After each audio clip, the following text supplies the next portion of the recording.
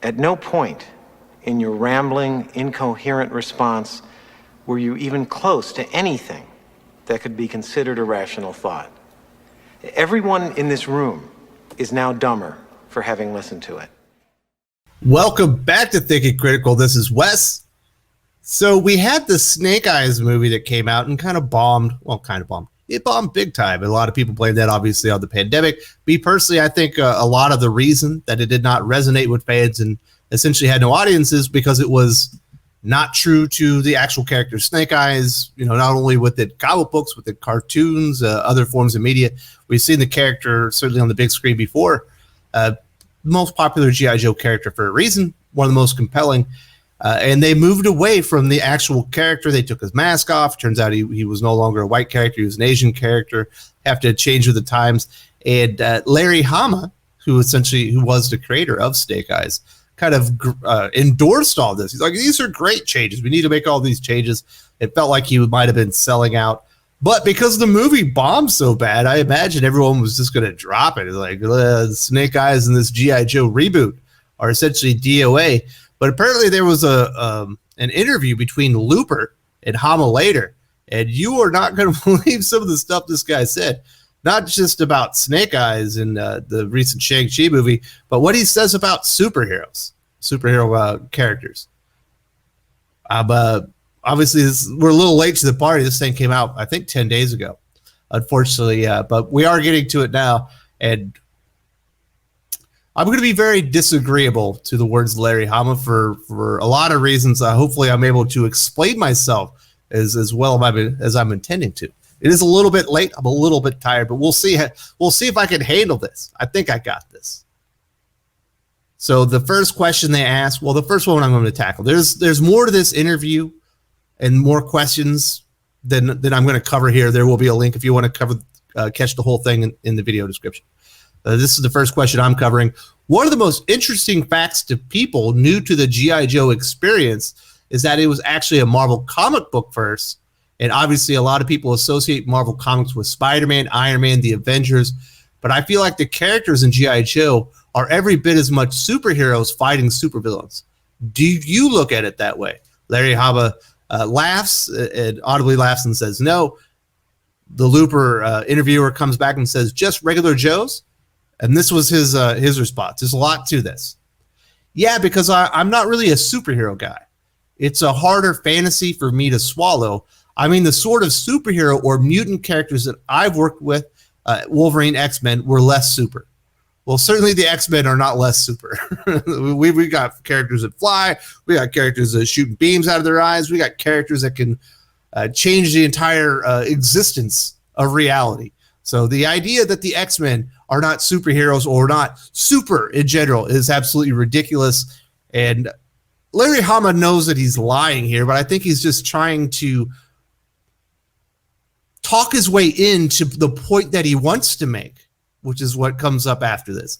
But the idea, you could say Wolverine, yeah, he's got a healing factor and he's got some bow claws. He's not all that super. If you look at his power levels, yeah, he's powered up, but he can't destroy the world or anything. But there are certainly plenty of mutants within the X-Men that can absolutely do that. So that's just ridiculous. But like I said, he's saying this so he can validate what he's about to say.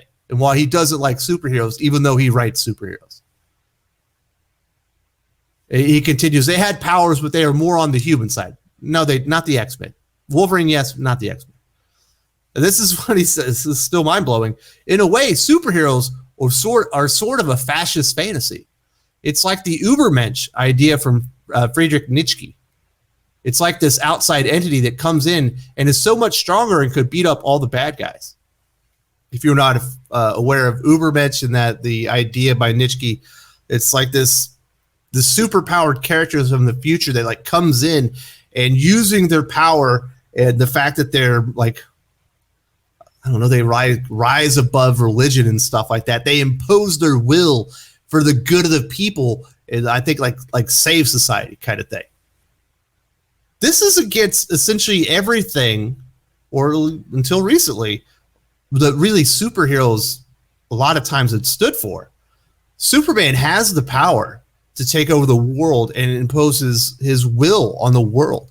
but he doesn't, because he's at his core, he loves humanity. He is human because he was raised by the Kents, and he has he understands that men and women need free will, and he can be there to help people. He can be there to provide a good role model, but he can't make the decision for people, which is what Übermensch, or that concept, would be.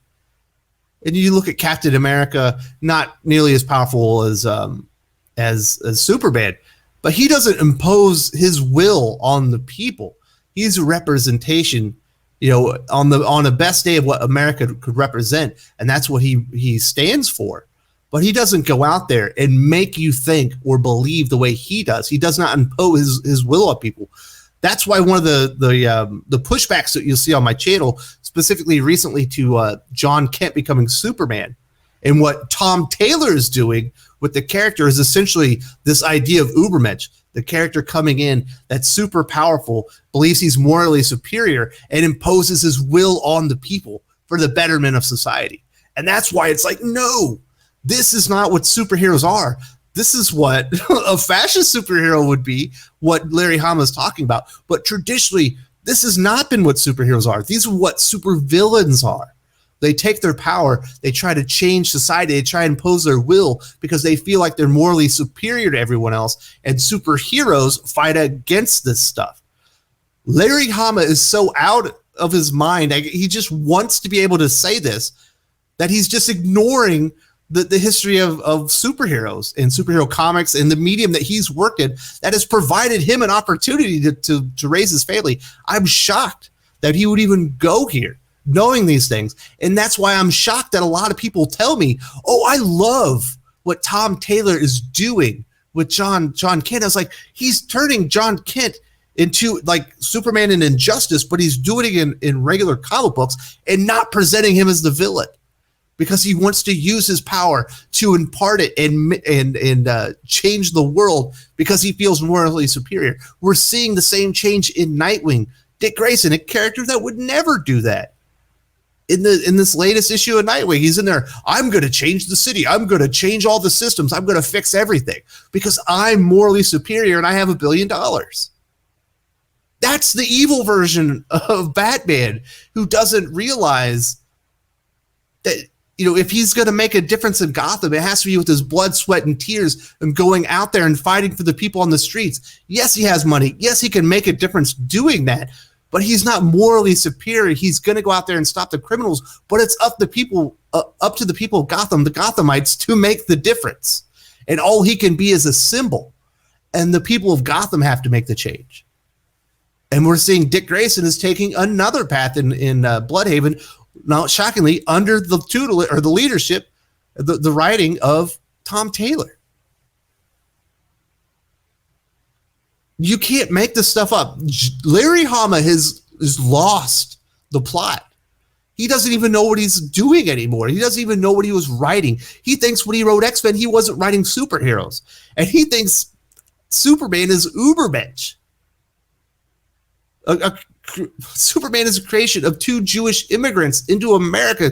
That is not, it was the exact opposite of what that is. But he's been so blinded by his own hatred. He's had to drink the Kool-Aid to such a degree that he can't even see the forest through the trees anymore. And it's not just Larry Hama. It's people like Tom Taylor, Tom King, and these other terrible writers that I'm highlighting on the channel. And you say, Wes, you got to stop reading this stuff. No, I can't stop reading it because I have to point out what these people are doing. They think, and he's talking about Übermensch as being this bad idea. And I agree with him. But he doesn't realize he's supporting that stuff. And Tom Taylor is the one that's actually doing these things. These ideas are not traditionally ingrained in the heroes, but they're being pushed into them by modern ideology and all these political slants in this movement within comic books to use these characters as platforms and as mediums to get across their ideology, rather than using the characters as they were originally intended. And that's why I cover this stuff on the channel. He goes on for some more, talking about this. I don't get this part either. Actually, I'll cover this. He says to me, the G.I. Joe fantasy was not as much a military fantasy or a superhero fantasy as it was a fantasy about camaraderie and brotherhood and working together. I don't understand what is a military fantasy if it's not that. Military fantasy is camaraderie, brotherhood, surviving together, overcoming obstacles together. That's what the military is all about. When you see a military story like a Black Hawk Down or Saving Private Ryan, if it's not about brotherhood, if it's not about camaraderie, what is that story about? Sure, there are weapons and all that stuff going on, but it's always about brotherhood and camaraderie. I don't even know what he's talking about. He was in the Army. He fought in Vietnam. I fought in Afghanistan. I don't understand, like, what. Obviously, his military experience was different than mine. If he doesn't think that's what the military was about, camaraderie, brotherhood, working together. But he's seen the movies, right? That's what the military genre as a film and book genre is about. It's about brotherhood, camaraderie. You never see like one soldier, like even if one soldier makes it, he couldn't have made it without his brothers working together for his own survival. Where does even that come from? This is a man that served in the Army. Like I said, I don't think he's in his right state of mind anymore. I think he's deteriorated as far as some of his mental faculties. They do go on to talk about the origins of Snake Eyes and things of this nature. And we got to cover this one too. This is the question. The origin story for Snake Eyes is obviously the biggest departure from your original comic book vision, starting with the time period. With the movie, we're talking about modern day versus the Vietnam War in the comic books where Snake Eyes and Tommy served together. What part of the pitch about changing the timeline made you feel like, okay, this is an interesting story and an interesting entry point to bring Snake Eyes' tale to the big screen? And he says, before this, they had talked about the race swapping and stuff with the character and him signing off on it. So that kind of stuff is implied within the question. And his answer is, and he completely avoids the question. Spoiler. It's always difficult to try and keep these things current. It was something that's been going for 30-something years. If it's a realistic timeline, all these characters would be in their 70s. But it's the same dilemma that you have with any of the characters in any of the universities. I mean, Spider-Man is 70, but in the comics, he's still in college or something, or just out of college. Superman's got to be over 100. What does that have to do about the characters? Superheroes fighting evil is timeless. The characters don't need to age because you always need a hero no matter what time you're in. There's always going to be something that they need to represent or something that they need to fight against. So the characters don't need to age, but it's just an excuse to be like, yeah, Snake Eyes should be 70 years old now. You got to make him Asian. That's just a lame cop-out. He's avoiding the question and the implications of the question.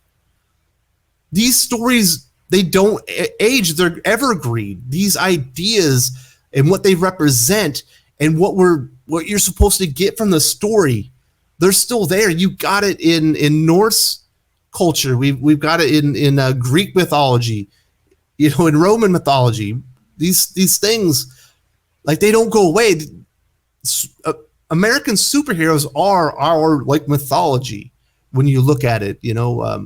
Superman is our Zeus kind of thing, and they represent the same things, and they overcome evil. Now the stories have changed because the times have changed, but what they represent and what they're fighting against, it's the same thing.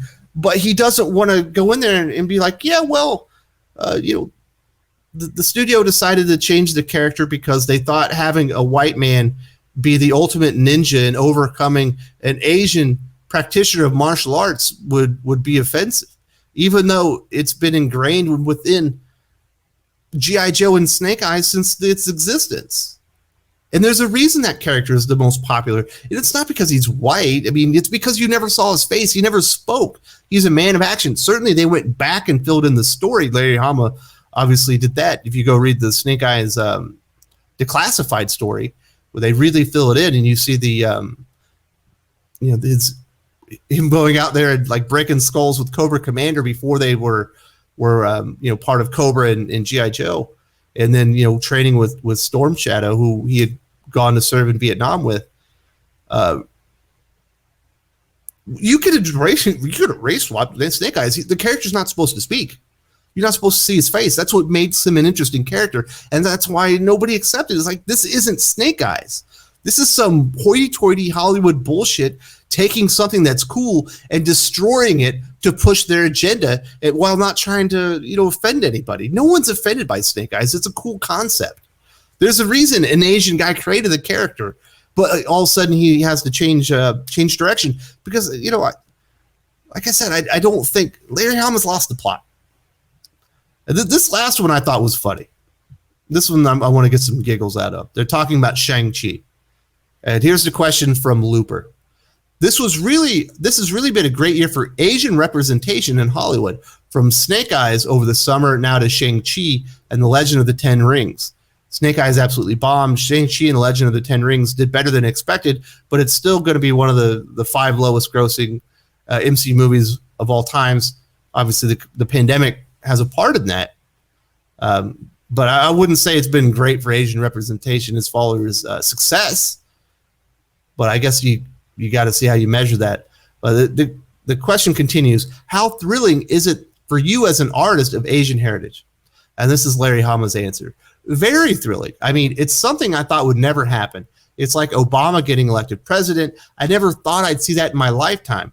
And I never thought I'd see this sort of Asian representation in media. I mean, when I was a kid, I remember my grandmother who would come out of the living room yelling, "There's an Asian person on TV." We'd all have to go, "Holy smoke," because it was unheard of. There wasn't a lot of, obviously, Asian representation when he was a younger man. That's too bad. It's a bit different world right now. Like, when I was in the States, my buddy James and his wife Jeanette, who's Filipino, they kind of adopted me when I was in Texas while I was married here, because they knew I was getting ready to retire and come out there. And I would go over to their house. She's Filipino. She's living in the U.S. She has access to all the Filipino channels. They didn't watch American TV. We're living in different times, but I understand where he's coming from as a kid, what he's saying there, because it absolutely was different. You weren't going to see a lot of Asian representation, especially when he was a younger man. You wouldn't even have had probably Bruce Lee is in the Green Hornet series and stuff like that come out yet. And if you did, that was one series. He continued on. This part here is ridiculous. I think it's good that we're getting away from these god-awful stereotypes. How is Shang-Chi not a god-awful stereotype? He's a master of kung fu who deals with mysticism and rides dragons. He's not an auto mechanic. Like get out of here. It's not like he has the power of he's not Iceman. You know what I mean? Which would be completely you would go against the grain of if you were wanting to make a stereotypical Asian superhero. They're like, "Oh, Iceman, that's weird. That doesn't make any sense. If it's an Asian superhero, why does he know karate?" Like, Shang-Chi is a master of mixed martial arts. He's doing all kinds of mysticism, which you certainly see is stereotypical of Eastern cultures, and he's riding a dragon. How is that not stereotypical? Like I said, this dude is completely lost the plot. He's just talking. I don't even think he knows what he's saying anymore. He continues on. I've been in the Screen Actors Guild since 1976, and for years the only parts I ever got offered were bad guys. Where I auditioned for commercials. It'd be like a Japanese car company executive or medical examiner, a doctor, some sort of guy in a lab coat or a waiter. Those are the only parts around, and now it's wide open. It's too bad. He was an actor, and that there was certainly a lot of. There were a few Asian heroes back in the day, but there's Asian heroes all over the place nowadays. Jackie Chan's a real thing. Jet Li was a real thing. Tony, the guy from Thailand, one that jumps through, does his own stunts. That guy's he's a real actor. Who's the guy from? My goodness, he was the monk from the Star Wars movie. can't remember his name right now. It's a guy, I've completely forgotten it. But there's plenty of representation as far as Asians being heroes in modern media, which I think is a great thing. I'm married to an Asian woman. My children are Asian, and I live in Asia. I like Asian representation, to be realistic. As far as whether or not we moved away from Japanese car company executives, medical examiners, doctors, I don't know about that. It's kung fu practitioners and smart people. That's how you see, a lot of Asians portrayed in Western media, at least. You don't ever see like I guess you had Harold and Kumar. You finally saw an Asian stoner, but that's definitely not the norm. I don't know if it's as wide open as he says. But this idea that we've gotten away from god-awful stereotypes and identifying Shang-Chi as an example of that is absolutely ridiculous. The dude is literally the master of a martial art, doing like conjuring spells while riding a dragon. Like, get the hell out of here, Larry Hama. This whole thing is ridiculous. There's more information. These are the things that I thought were the most interesting. You can read the entire interview, in the video description. There's a link. To say that superheroes are inherently fascist, it's the word of the day. It's a buzzword. He's got to mix it in there and saying that like superheroes, like the idea comes, or the U.S. superheroes that we've seen in comic books are like a reflection of Friedrich Nietzsche's Übermensch. Is absolutely ridiculous. So the exact opposite. U.S. villains are a representation of Übermensch, while U.S. heroes traditionally has fought against them. Now we are changing because of the sensibilities, but people don't even realize what side they're on and what they're actually championing as far as representation and the ideology of what their characters are now representing. Tom Taylor doesn't even realize this. He thinks he's the good guy, and he doesn't realize that he himself has turned John Kent into Übermensch. And Larry Hama doesn't realize it either. He just wants to get the talking points in there, but he can't figure out how to rationalize them and make them all make sense. And that's why in an interview like this, everything falls apart immediately.